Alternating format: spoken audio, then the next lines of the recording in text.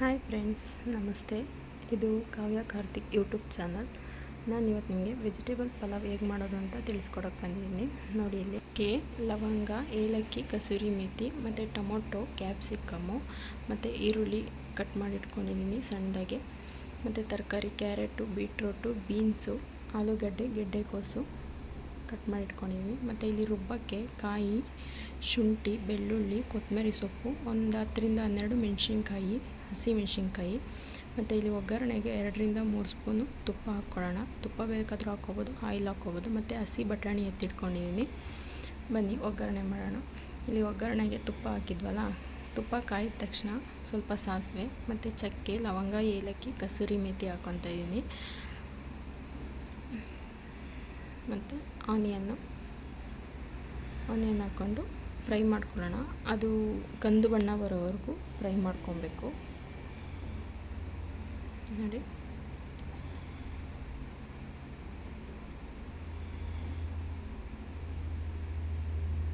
ಚೆನ್ನಾಗಿ ಫ್ರೈ ಮಾಡ್ಕೊಳ್ಳೋಣ. ಮತ್ತು ನೆಕ್ಸ್ಟು ಟೊಮೊಟೊ ಹಾಕ್ತಾಯಿದ್ದೀನಿ.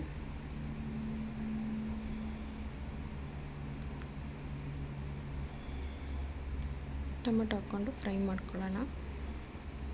ಮತ್ತು ಅದು ಸ್ವಲ್ಪ ಬೇಯಬೇಕಲ್ವ ಟೊಮೊಟೊ, ಈರುಳ್ಳಿ, ಸ್ವಲ್ಪ ಸಾಲ್ಟು ಮತ್ತು ಸ್ವಲ್ಪ ಅರಿಶಿನ ಹಾಕ್ಕೊತಾ ಇದ್ದೀನಿ.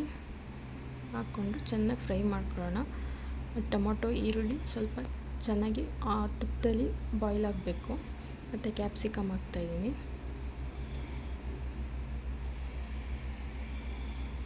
ಮತ್ತು ಹಸಿ ಬಟಾಣಿ ಆ್ಯಡ್ ಮಾಡ್ಕೊಳ್ಳೋಣ. ಫುಲ್ ಅದು ಹಸಿ ವಾಸನೆ ಎಲ್ಲ ಹೋಗೋವರೆಗೂ ಚೆನ್ನಾಗಿ ಫ್ರೈ ಮಾಡ್ಕೋಬೇಕು.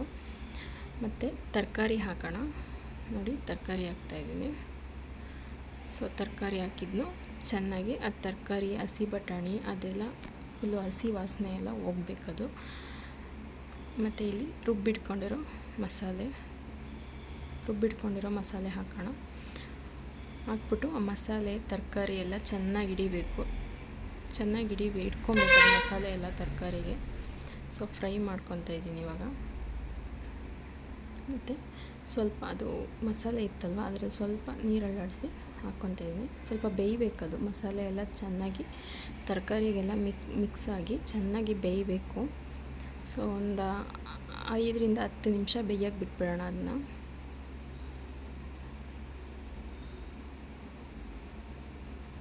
ನೋಡಿ, ಚೆನ್ನಾಗಿ ಬೆಂದಿದೆ, ಚೆನ್ನಾಗಿ ಫ್ರೈ ಆಗಿದೆ. ಇವಾಗ ತೊಳೆದಿಟ್ಕೊಂಡಿರೋಂಥ ಅಕ್ಕಿ ಹಾಕ್ತಾಯಿದ್ದೀನಿ.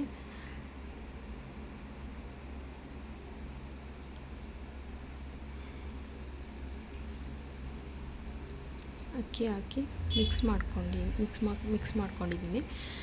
ಸೊ ಅದಕ್ಕೆ ನಾನು 1.5 ಗ್ಲಾಸ್ ಅಕ್ಕಿ ಹಾಕಿದ್ದೆ. ಸೊ 3 ಗ್ಲಾಸ್ ನೀರು ಹಾಕ್ಕೊತಾ ಇದ್ದೀನಿ.